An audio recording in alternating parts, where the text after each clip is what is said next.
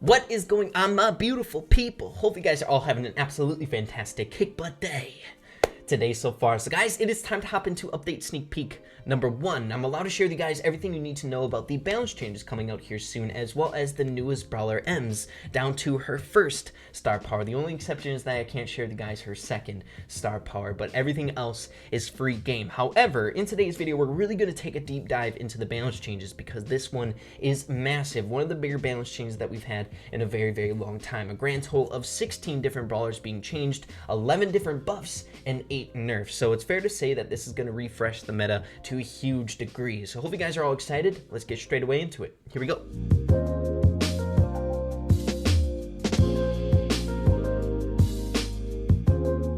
Okay guys, so first things first, starting off with the nerfs, which I gotta be honest with you guys, I'm really in agreement with these nerfs. I feel like a lot of these brawlers definitely needed a tune-up, so excited about this part. So the very first one is 8-bit, and that is decreased main attack damage from 340 to 320 per laser. Now that's really important to keep in mind. I believe 8-bit shoots off 6 different shots with one of his basic attacks, so that's a pretty substantial nerf to his overall DPS. Now of course you're not going to be landing every single laser on the opponent that you're aiming at every single time. However, it's really going to help out a lot with the stagnant buildings or the objectives on the map on each game mode, like the safe and heist, or the robots in siege, or the IKE in siege.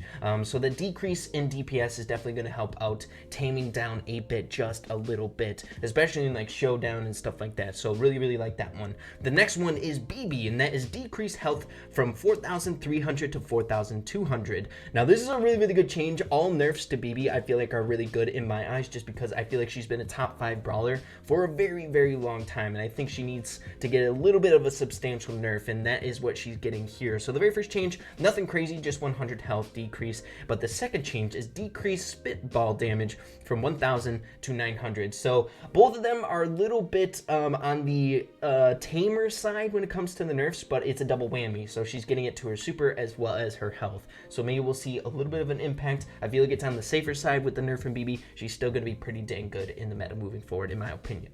Moving on to the next nerf, and that is to our girl Piper. Little bit disappointed about this one, though she is really threatening in meta right now, so it's deserving. And that is decreased main attack damage at max range from 1640 to 1600. It's only 40 damage at max range, but it's still gonna kind of hit her maximum DPS, or just her DPS overall, because as you all know, it scales. So she's gonna take a little bit less damage, even if she is right up close to another brawler, just not 40 damage, you know what I mean? But still, we'll have to see. I think Piper's still going to be good in the meta, but moving forward, it's going to take some play testing. But a little bit sad about that one. I love seeing Piper OP in the meta. Next, moving on to the biggest nerf and the most deserving nerf of them all, and that is to Sandy. He got 3 different nerfs on this list. So the very first one is decreased health from 4,000 to 3,800, so pretty substantial there. The next one is decreased sandstorm duration from 12 seconds to 9 seconds. Really good one, as well as decreased healing winds healing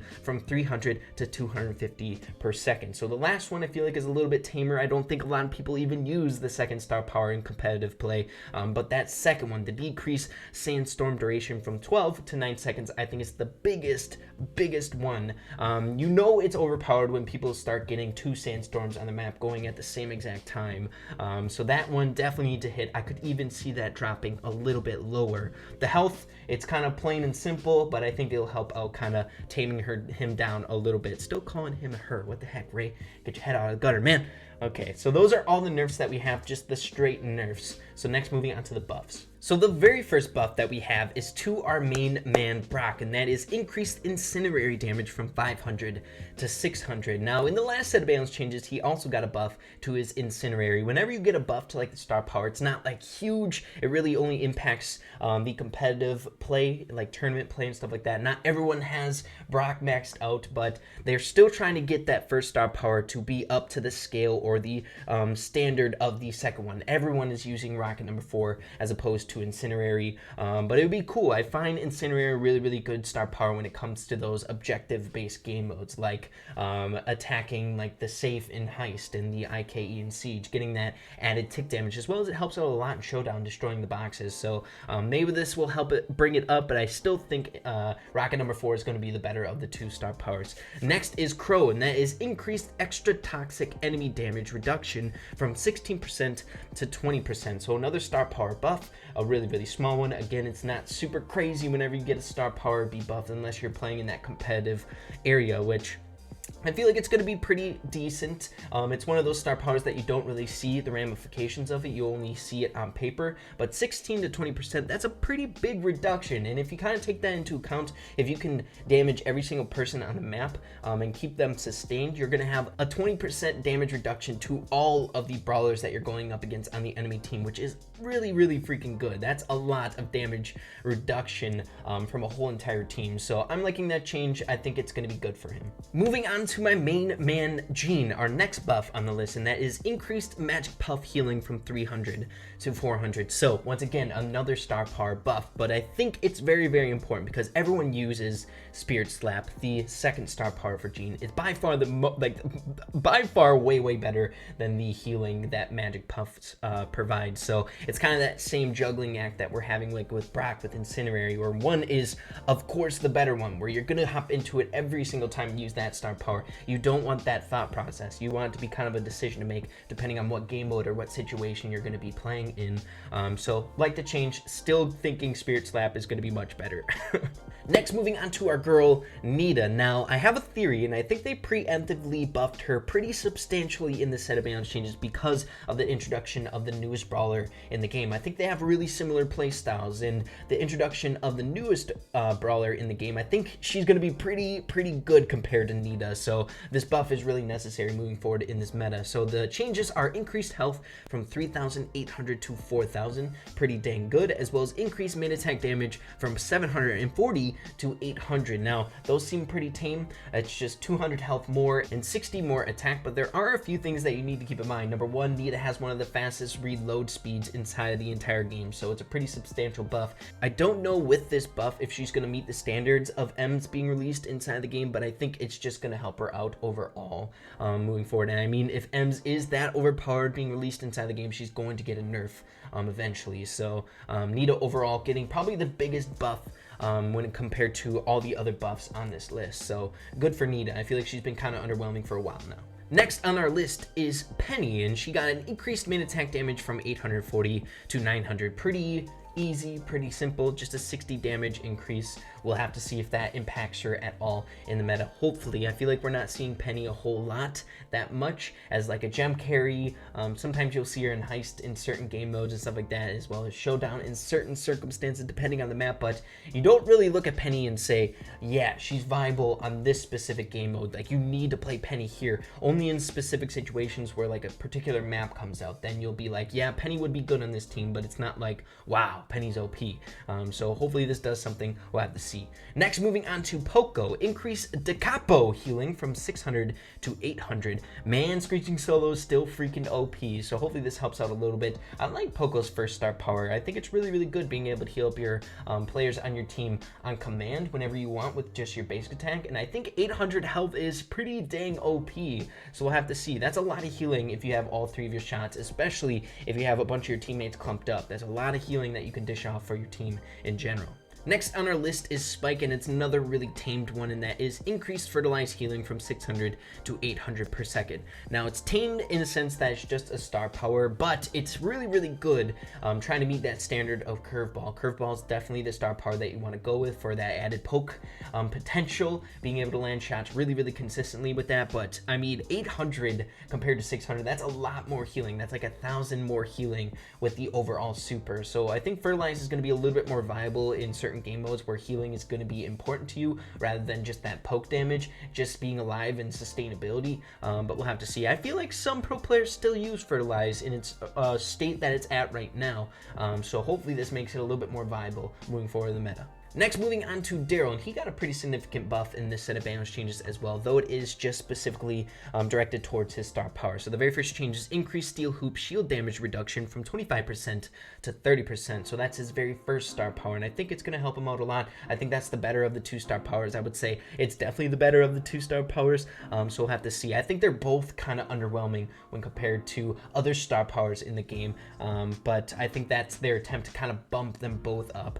So moving on to the second one, that is rolling reload rework, and that is Daryl doubles his reload speed for 5 seconds after using his super. So this is completely different. The way that worked before is once you use your super, you recharge your ammo right away. So the concept is once you roll in, you'll have full ammo to give her on whoever you're rolling in on, but this is different. Now it's going to be once you use your super, you're going to have 5 seconds of your reload speed increasing by a certain amount, so which is double, I would like to point out. So I think this could be used in more like higher utility aspects in the game, being that, like, say you don't need your super and you're going into like a crazy situation where you want to deal off a lot of damage. Maybe you super it beforehand and then go in, will you have that damage increase with your reload speed being doubled. Maybe you super in on like a heist safe and you have that added damage. I think in those situations it's going to help out, but the first star power is going to be better when you're in those 1v1 interactions or you're supering in on someone to take them out. The reload speed won't necessarily be a big factor in those circumstances, but still,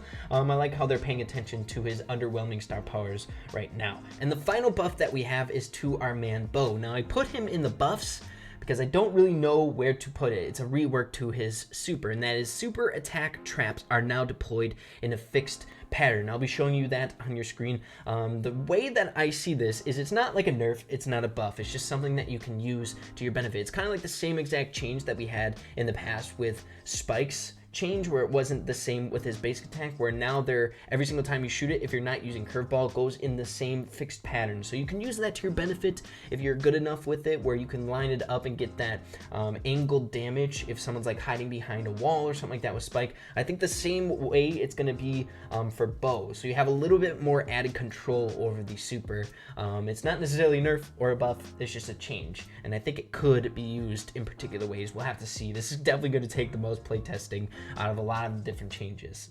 Next, we need to move on to our brawlers that got both buffs as well as nerfs. So the very first one is to our man El Primo. The very first buff is increased El Fuego damage from 1000 to 1200. Again, trying to meet that standard of Meteor Rush. Meteor Rush is so much better than El Fuego, and I still think it's going to be better moving forward. So the nerf now is to his second star power, which is Meteor Rush, and that is speed boost from 28% to 25%. Nothing crazy. It's still going to give him pretty good speed after using it, and I still think it's going to be the better of the two. I don't find that much utility in Meteor Rush unless you're just trying to get as much damage as possible on objective-based things, kind of like the same thing as Incinerary with Brock, and like the second star power with Penny, things along those lines. Moving on to our next double whammy, and that is to our boy Leon. The buff is increased Invisi-Heal healing from 800 to 1000 per second. I feel like that is definitely warranted. No one uses the second star power with Leon. If you do, make sure to let me know. I haven't used it once since it was released. The first one is just superior in my eyes. That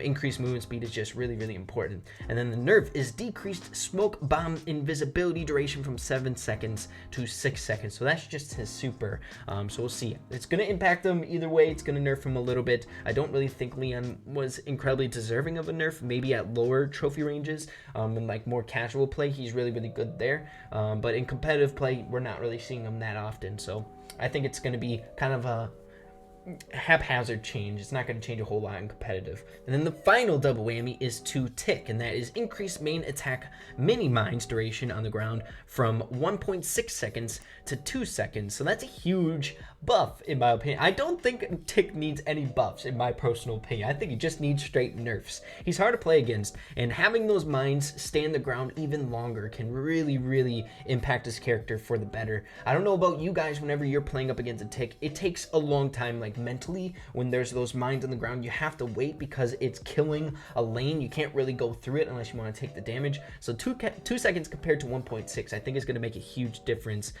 with a buff for Tick. And then the nerf is decreased automo Tick reload time effect from 13% to 10%. So that's his second star power. So again, a nerf to his star power isn't that crazy big of a nerf. I feel like that buff definitely offsets the nerf in this situation, but it's basically he's just going to reload a little bit slower with his second star power. So I don't know. I think overall Tick is getting a good part of this. He's getting a really solid buff with that 2-second duration mines on the ground. But guys, that is it for the balance changes that we have in this update to come. Make sure to let me know what you think of them. Do you think any of the brawlers that got significant changes will change for the better? Who are you surprised about? Who do you think is going to be dominant moving forward in this set, or I should say in this meta? Honestly, I think the newest brawler, Ems, is going to be kind of shining towards the top in this meta. I think she's going to be pretty freaking solid. But really excited about the like Sandy nerf and the 8-bit nerf and the BB nerf, things like that. Just excited overall. I think it's going to be a really good meta moving forward. But again, make sure to let me know what you guys think. Next, heading into the newest brawler